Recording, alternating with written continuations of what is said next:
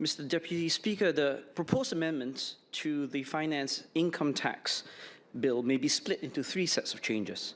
Those pertaining to the Income Tax Act, or ITA, and also related to the budget this year, ITA changes that are not directly related to the budget, and refinements to the Multinational Enterprise Minimum Tax Act, or MMTA, that aim to clarify definitions and rules related to the OECD's base erosion and profit shifting, or BEPS 2.0 project, and specifically the Global Anti-Base Erosion, Global Anti-Base Erosion, or GLOBE rules in Pillar 2. That's my daily dose of acronyms.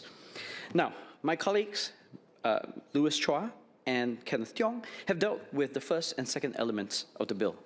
I will confine my reactions to the MMTA and parts of the ITA related to multinational enterprises. While I support the bill, I have a few specific concerns about several legislative elements. I will also speak more broadly about what it means to stick to BEPS 2.0 in a Trump 2.0 world. Parts G and H of Clause 56 of the bill insert subsections that define securitization entities and securitization arrangements established by multinationals to help investors manage insolvency risk. On its face, this is unobjectionable. Securitized entities and arrangements are ubiquitous in modern enterprise design and operation. I understand that these may have been introduced as a result of public feedback requesting greater clarity on their treatment when it comes to domestic top-up tax, or DTT, calculations. My concern has to do with the role that securitized entities have historically played in modern finance, and especially how securitization allowed financial institutions to carry far riskier portfolios than otherwise possible, which contributed, in turn, to the 2007 and 2008 global financial crisis. This is because securitized products, such as the infamous collateralized debt obligations, or CDOs, CDO squared, and other forms of asset-backed securities, increase the informational distance between regulators and banks, which then elevated the fragility of the system and set the stage for a full-blown crisis. Well, there's little reason to believe that similar securitization arrangements are inducing the sort of undesirable risk-taking in the context of MNE's approach to BEPS. It is nevertheless useful to keep in mind the key lesson from that earlier episode, that corporations can and do employ securitization to skirt rules and regulations. Hence, it's important that our authorities be alert to the possibility that MNEs may choose to park otherwise taxable assets in such arrangements and special purpose vehicles, which this legislation explicitly accommodates. Will the Ministry confirm that it will impose GLOBE reporting obligations for such associated entities, which are often off-balance sheet as well? Clause 45 of the bill deals with refundable investment credits, or RICs. I had, in the debate on last year's budget statement, raised my concerns that RICs could potentially be used as a strategic loophole by MNEs to shield themselves from the tax liabilities, specifically through recording all innovation activities in a subsidiary located in a jurisdiction with generous R&D credits. In his response at the time, PM Wong assured the House that, and I quote, the RIC is compliant with BEPS. Singapore's approach to transfer pricing currently takes strong reference from the OECD's own guidelines. In practice, this requires that intellectual property, or IP, be valued at arm's length open market prices. Presumably, then, this implies that RICs must likewise conform with transfer pricing of intangible IP, including hard-to-value intangibles.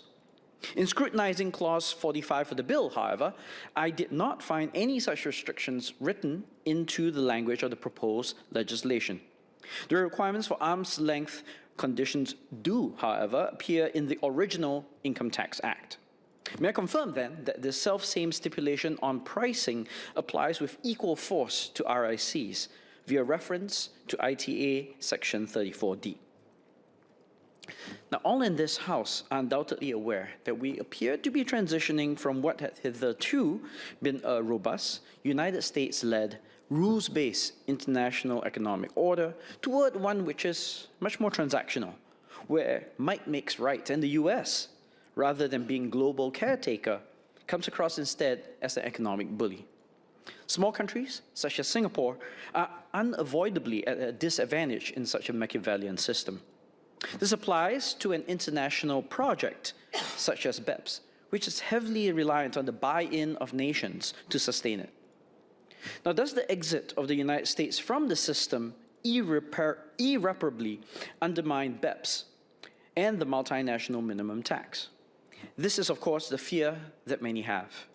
In my view, however, the future of international tax rules is likely to unfold in much the same way that the global trading system has been evolving, steadily grinding forward, even in the absence of the United States.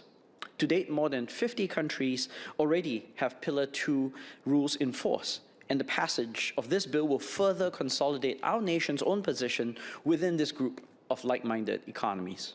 After all, the ability of countries to proceed with top-up taxes, even without the acquiescence or compliance of other countries, is largely built into the design of globe rules. Admittedly, unilateral action performed without the cover of a treaty may invite retaliatory responses. But given how the US has already chosen to proactively wield the tariff stick under the Trump administration, in violation of WTO rules, the threat of such a tit-for-tat response becomes much less credible. That said, I note that we have yet to adopt certain elements of Pillar 2, such as the Undertax Payments Rule, or UTPR, in Singapore. This is perhaps somewhat fortuitous, since the UTPR has been a sore point for the Trump administration. There may yet be room for reconciliation of the disparate positions between the United States and the rest of the signatories of BEPS. One possibility is, as mentioned by others in this House, a side-by-side regime where American-owned groups receive some form of exceptional treatment vis-à-vis the rest of the world. This could entail, for instance, the recognition of idiosyncratic M&E minimum taxes, such as the Global Intangible Low Tax Income, or GILTI, for controlled foreign corporations, such that they are consistent with those prescribed by globe rules. Another might grant US entities permanent safe harbor instead of just a temporary one. There is some text in the bill, notably on clause 59, that speaks to safe harbors, but only to the extent that it aligns the timing of elections of globe safe harbors with no real mention of their permanence. Similarly, there's no mention of how GILTI will be addressed in the present legislation. These considerations have yet to be weaved into the MMTA, which is, at this point, appropriate. I believe it would be premature to do so, given the volatile nature of the Trump administration's policy making and the BEPS rollout process more generally. Still, that does not preclude us from planning ahead.